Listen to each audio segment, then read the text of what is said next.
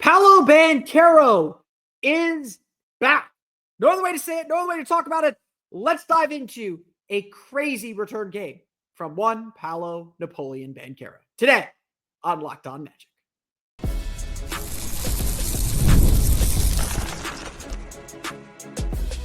You are Locked On Magic, your daily Orlando Magic podcast, part of the Locked On Podcast Network, your team every day.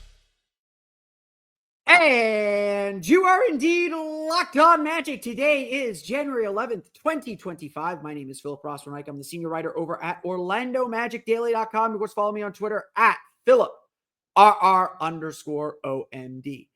On today's episode of Locked On Magic, Paolo Banchero is back and better than ever. Didn't miss a beat. Nothing to see here.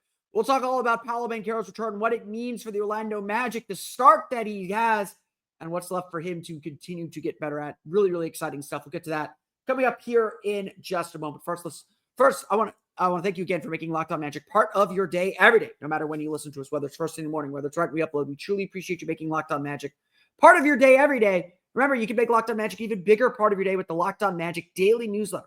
The one-stop for ultimate team and league coverage delivered right to your inbox. Sign up for free now at LockedOnDaily.com. That's LockedOnDaily.com.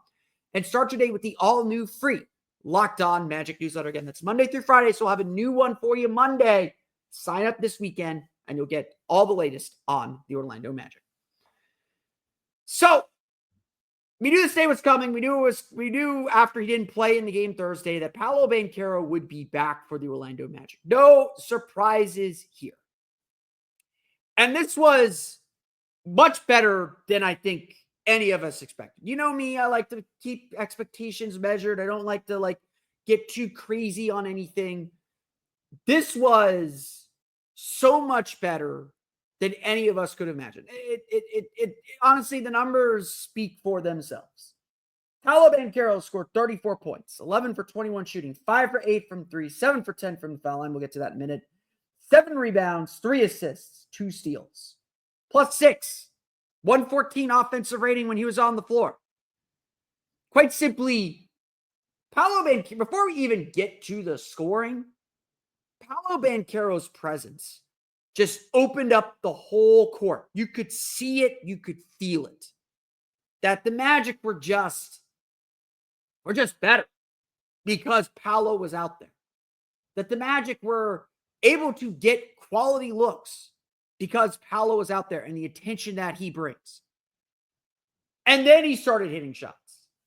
Missed his first shot, got his second 3 to go, and you could just kind of see the gears start to turn. See him kind of begin to kind of figure things out.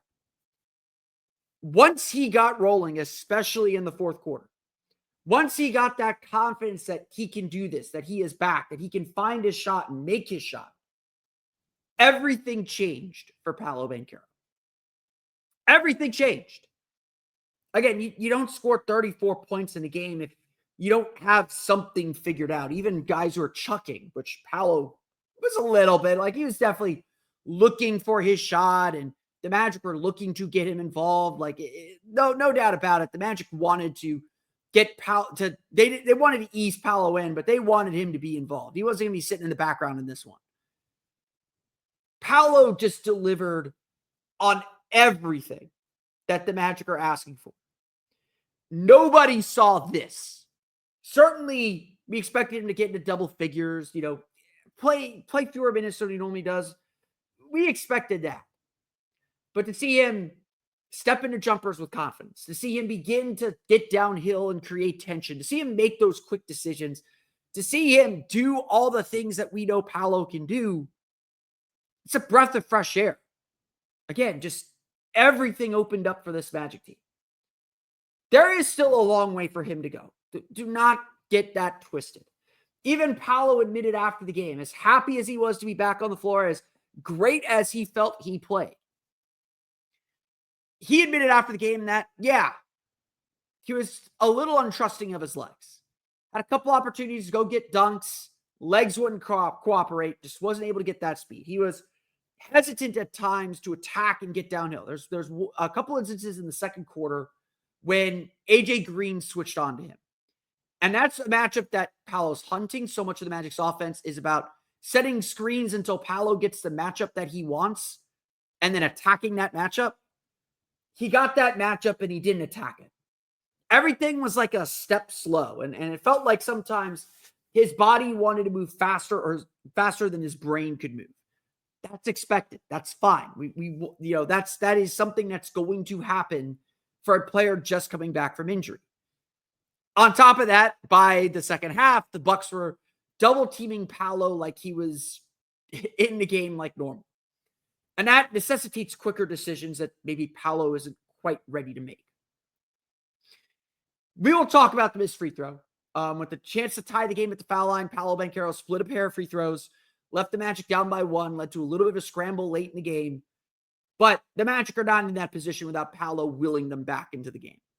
With a big three-pointer, with getting to the foul line. We'll talk about those mistakes here in a minute. The Magic did lose this game 109-106. And it's a pretty big loss. We'll talk about that here in a minute. But undoubtedly, Paolo's return is a huge boost for this team. Undoubtedly, Paolo's return is a more than significant step. It's everything. Everything seemed easy. Tristan Da Silva got open shots, 2 for 7 from 3, but he got some open looks, some very easily open looks. The ball moved very, very well. And again, Paolo was hitting. He was dealing. And as everyone gets used to playing with him, as everyone gets comfortable with what he can bring once again to the floor, the Magic are going to start looking like themselves again. And not that they haven't already, but we know what they're missing. We know what they're down. We know what they don't have right now. Getting Paolo back is significant. And this game just showed what he can do. He can be someone that carries the offense. He can be someone that creates and finds shots out of nothing. He can be someone that creates space for everyone else. It's what we expect from Paolo Banchero. Did we expect it in his first game back? No, absolutely not. But we'll take it because this is now the baseline. Sorry, Paolo, you're going to have to average 34 for the rest of the year. No, he won't. He won't have to do that. But this is the baseline now. We've seen what Paolo looks like in his first game back from injury. We've seen what he can deliver. And now he has to keep building and building and building on it. I say this all the time. The NBA regular season is about consistency. What can you do every single night, repeatedly, over and over and over again? We know what Paolo can do consistently. He's, now he's not averaging 29 points per game. Now he's averaging more. We know what he can do and what he brings and the way he approaches games and how he takes what the game gives him. As much as he imposes himself on games, defenses tell him what to do and he can do it all. That's a fact. And the fact that that's a fact so soon after his injury, so soon after recovering from this injury, is a testament to his stardom. He is a star player. He does what stars do. And in this game, he did a lot of things we didn't think he'd be ready for. That stars do. Of course, we'll see what he can do Sunday because now he's feeling a little bit sore after that first game back. Now he's got the feeling of those bumps, and now we'll see if he can build his conditioning so he can play more than 26 and a half minutes. Now we'll see if he can build his conditioning so he can get to the basket and finish at the rim with a little more explosion. Now we'll see how it all starts to come together. We do have to mention, though, despite the celebration of Paolo's return, which is undoubtedly the big story of this game and undoubtedly the most important thing that will come from tonight, the Magic still lost. And it was still a pretty big loss. We'll talk about the details the Magic missed throughout the roster that cost them a critical game. We'll get to that coming up here in just a moment. But first, today's episode of Locked On Magic is brought to you by our friends over at TurboTax. Or Intuit TurboTax, excuse me. Are you tired of the endless waiting, wondering, and worrying about your taxes? Well, now that is a thing of the past. You see, taxes don't need to be complicated or stressful. TurboTax is here to change the game by matching you with a TurboTax expert who can get to work on your return right away. No more waiting for answers. No more wondering if you're missing out on deductions. Whether you've got one form or 20, TurboTax experts give your taxes their undivided attention while you get real-time updates on their progress so you can focus on what really matters. You won't have to lift a finger, but you'll get the peace of mind knowing that your taxes are being handled by the pros. Ready for stress-free taxes and the most money back guaranteed? Head over to TurboTax.com today and get matched with your expert who's ready to take your taxes off your plate so you can focus on your day. Only available with TurboTax full service, real-time updates only in the iOS mobile app. See guarantee details at TurboTax.com/guarantees.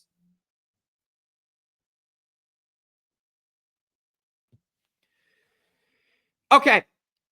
There is no beating around the bush here. Like, no beating around the bush. I've joked about it in preview for the NBA Cup quarterfinal game in Milwaukee. We'll joke about it here today. Not really a joke, but the Magic and the Bucks are on a collision course. Like, let's not pretend otherwise. All due respect to the Indiana Pacers, all due respect to the Miami Heat, all due respect to the Atlanta Hawks. That 4-5 matchup feels like it's going to be Magic Bucks. Let's not pretend otherwise. Let's not get around otherwise. This is the team we're going to face in the playoffs. This is the team we're going to face in the first round. And really the only thing left to decide is who's going to have home court. And we know how important home court is for the Magic, but right now the Magic are going through a little bit of a trough. Everyone goes through it through the course of the season. Everyone has a down moment. Injuries have certainly played such a huge role for this team. The Magic are going through it a little bit right now, just like they went through it a little bit last year. So I had some people freak out about standing stuff to me. Yes, the Magic have only one fewer loss than the Pistons at this point. They played 4 more games. The Magic are ahead. They're probably right where they should be in the standings. The Bucks have the same number of losses, but 2 fewer wins, I think. Oh no, they have 1 fewer loss and 2 fewer wins. The Magic have played a lot of games. They're game 40. They'll be at game 41, midpoint of the season. Midpoint of the season on Sunday. This is a game, both these games, both the NBA Cup game and this game, are previews of our playoff series. And look, the Magic will have Franz Wagner. They will almost certainly have Jalen Suggs. So this is not quite the team that will play in that playoff series. And look, the Magic are not beating the Bucks without Jalen Suggs and Franz Wagner in a playoff series. The fact that we've had 2 very competitive games, despite the Magic being undermanned, and we'll see them again Wednesday in Milwaukee, despite being this undermanned, is a testament to the Magic's ability to win these games. But when it came to this game, the Magic, while celebrating Paolo's return and buzzing about Paolo's return, it did feel like they won, to be honest, post-game. And even in the locker room, like, no one is sweating. And honestly, like, the way I approach things, close games come down to bang plays, like making or missing shots.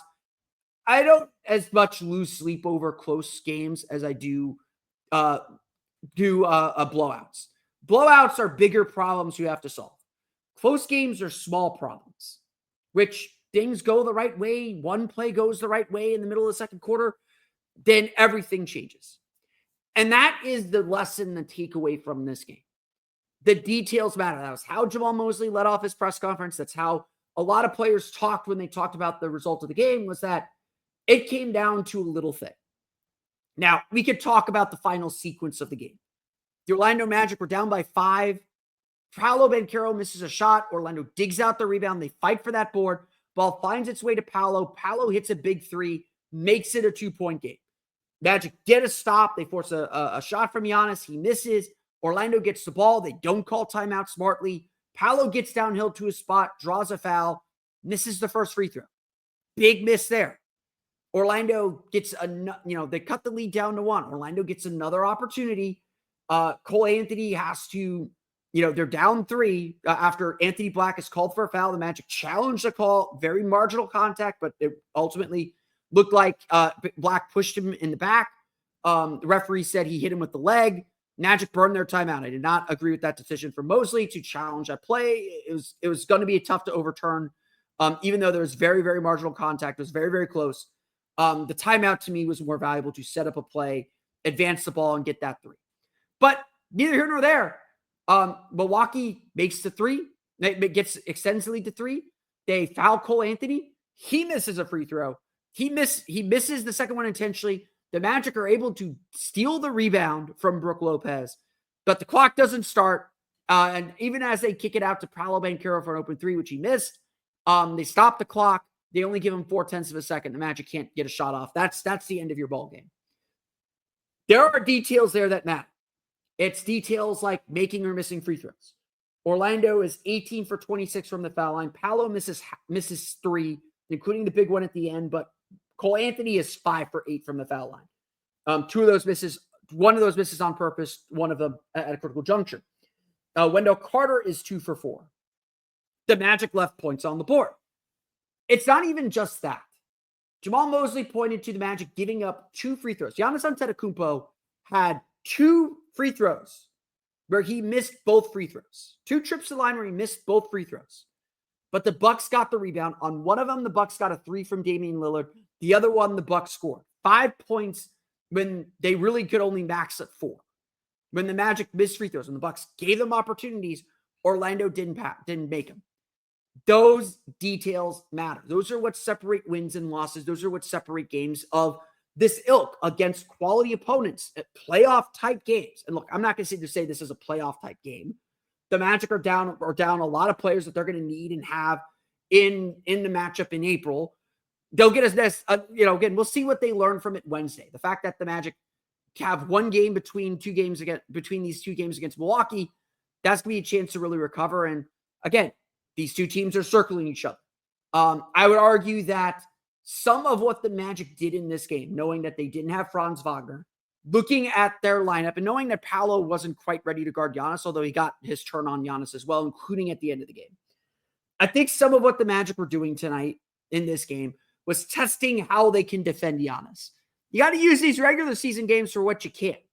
Goga Bitadze had a lot of one-on-one time with Giannis, and Giannis kind of bullied him. Not going to lie. Giannis ends up with 41 points, 14 rebounds, 4 assists. He turns it over 3 times. So Magic do some good work there, but Giannis was like really good at posting up Goga, getting his shoulder into him, knocking him back, and getting to the basket.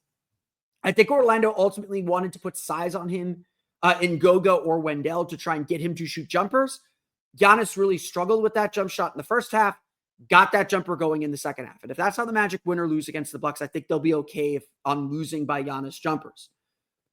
Ultimately, the best defender on Giannis was probably Jonathan Isaac, although J.I. got beat a few times, up and under moves and stuff like that. So it's going to be interesting to see how the Magic opt to defend Giannis moving forward, how they decide to defend him on Wednesday, how they decide to do this. Because again, potential playoff matchup. Damian Lillard, I thought the Magic honestly did a pretty good job on as well. 29 points, 9 for 21 shooting, 3 for 7 from 3. He got going a little bit toward the end of the game, but I think the Magic are ultimately a very tough matchup for Milwaukee. The difference between this game and the game in Milwaukee, Bobby Portis had 11 points on 5 for 9 shooting. He struggled, but started hitting some shots in the second half. Again, so little things, little differences, pretty much the same result. Another tight game. I don't, even though Orlando's down 0-2 in the series, and we'll talk more later in the week about why this series is important and what it all means, and maybe do a little standings update as well. These teams are not separated by very much. And again, remember, Milwaukee's been essentially fully healthy. I know they're still working Chris Middleton back and bringing him off the bench right now. Milwaukee's been essentially healthy. Orlando has not been healthy for any of these matchups. Franz Wagner has not played against the Bucks. Jalen Suggs did not play in this game. Paolo did not play in the other game. So don't despair. But I will mention one more thing about the details matter. The Magic, because they were dealing with some injuries, not just Paolo's minute restriction at 26.5 minutes. They were dealing with Kentavious Caldwell-Pope, who left the game at halftime with a sore left knee, as well as Jett Howard, who rolled his ankle, challenging a shot by Damian Lillard. The Magic kind of hit a hole in their rotation. And the playoffs, you don't do what Jamal Mosley did. Fourth quarter, the Magic are down by 4, I believe. They're down by 4.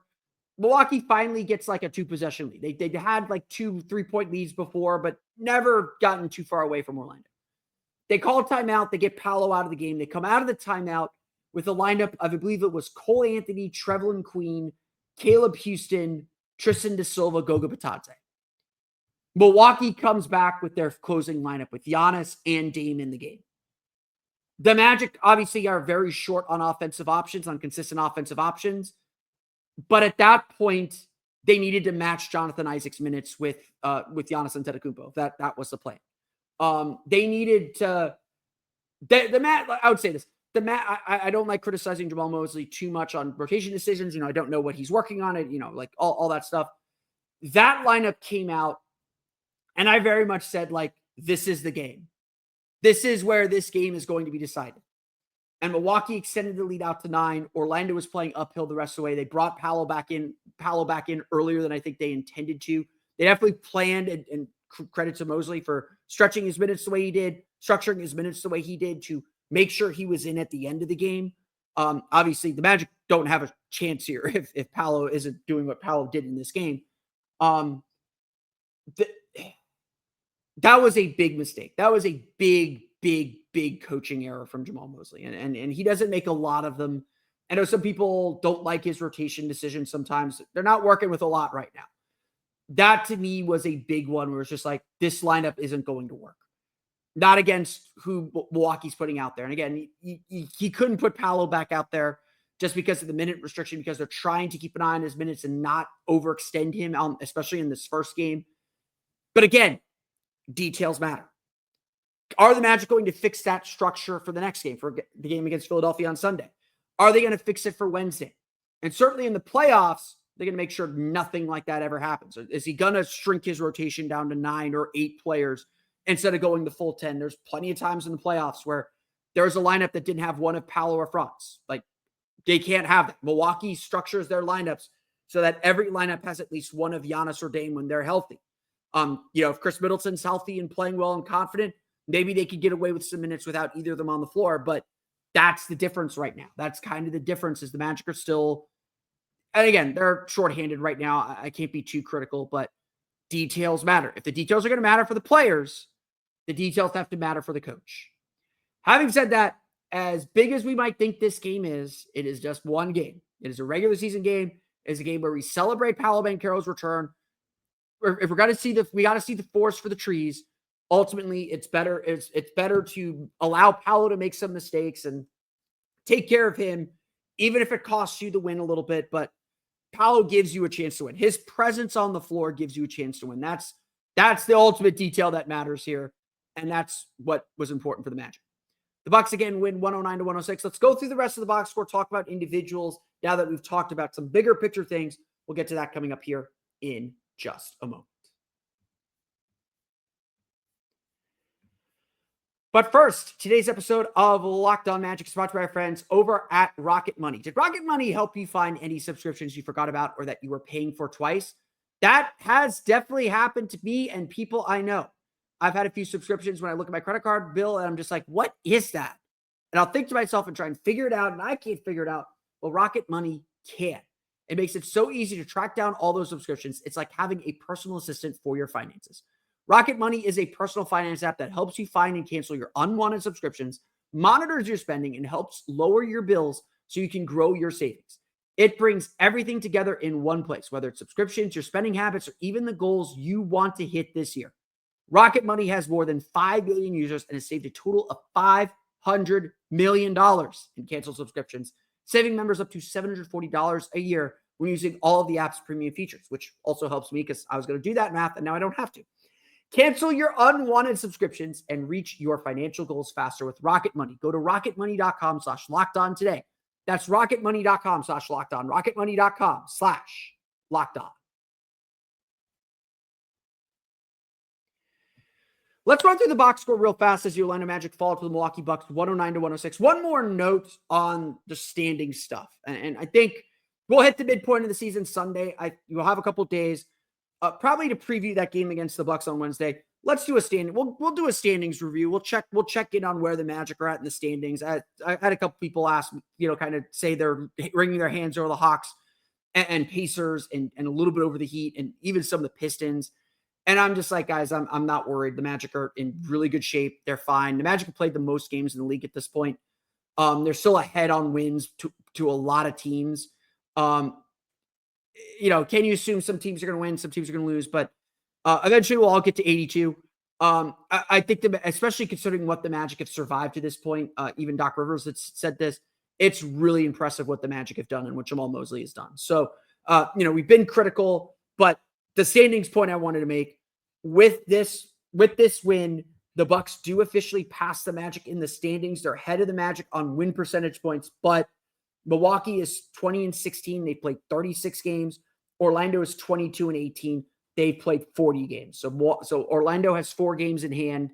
Milwaukee, again, they go 2-2. We're tied. I think it's safe to say Milwaukee's probably not going to go 2-2. That's probably more of a 3-1 team. They do play New York on Sunday. So we are in a race now for home court advantage. It's the Magic have had some healthy leads over Milwaukee. That's been eliminated. Orlando's kind of been scuttling here for a little bit. They're definitely in a little bit of a trough right now. Understandably so. But personally, I am not concerned about the Magic. I think they'll pick up some wins. I think it would not surprise me if they split this upcoming road trip in Milwaukee and Boston. I think they'll play. They played well in this game against the Bucks. Like they play with this effort. They'll beat Philadelphia on Sunday, even though Philadelphia's playing a little bit better as well. I am confident in what the Magic are doing. And again, the Magic went through this trough last year in January too. Their schedule is going to lighten up here in the next couple weeks, and that'll hopefully allow them to start making up some ground and picking up some steam to get to 6, 7, 8 games over 500, 10 games over 500. To start to kind of establish that base. They gave themselves a cushion to fall on. They've kind of fallen on that cushion a little bit, but they still have a soft landing here and still the ability to keep building. And again, we're probably 2 to 3 weeks. We're probably three weeks, maybe 4 weeks away from Franz getting back. The goal was always hold the ship steady. The Magic held the ship steady for Paolo to come back. Jalen Suggs will be back at some point, probably in the next week or two. It's still about holding the ship steady. They're still treading water, keeping themselves right where they need to be in the standings. And again, if they'll be able to make up ground, I'm not overly concerned about the standings. Let's talk about the box score. Again, Paolo Banchero, 34 points, 11 for 21 shooting, 5 for 8 from 3, 7 for 10 from the foul line, 7 rebounds. That is a just normal-looking Paolo Banchero stat line. He did it all in 26 and a half minutes. And the joke that Jamal Mosley said was he went 32 seconds over Paolo Banchero's minute restriction. I think they're aiming for 26. He was that important to the game, though. They needed him. They needed him out there more. Obviously, that wasn't possible. I wouldn't expect a 34-point game every night from Paolo Banchero. If he does that, put him on the All-Star team, coaches. But I wouldn't expect a 34-point game from Paolo Banchero every night. But having said that, this is definitely a sign of what is possible. As the game slows back down for him, as he gets his legs under him, performances like this are not going to be uncommon, especially with what the Magic are missing right now. They're going to need him to really lead this team and carry this team a little bit until Jalen Suggs is back and, certainly until Franz Wagner is back. But cannot complain. I cannot be upset with Paolo Banchero. It's just great having him out there. You really could feel his presence. The gravity that he has on the floor just makes this team so much better. Tristan Da Silva, very, very quietly, no one noticed it in the press room until after we were done doing interviews.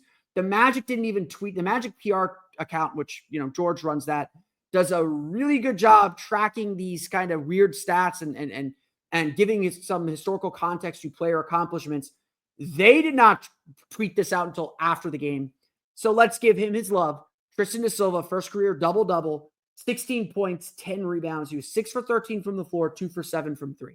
Made a couple threes early, started missing again. He's going through a little bit he's hit the rookie wall a little bit. I think teams are preparing for him a little bit more, but Da Silva did a really good job attacking the basket. And if you're thinking about the playoffs, the Da Silva versus Bobby Portis matchup is going to be fascinating. Da Silva burned Portis off the dribble a few times in the first half.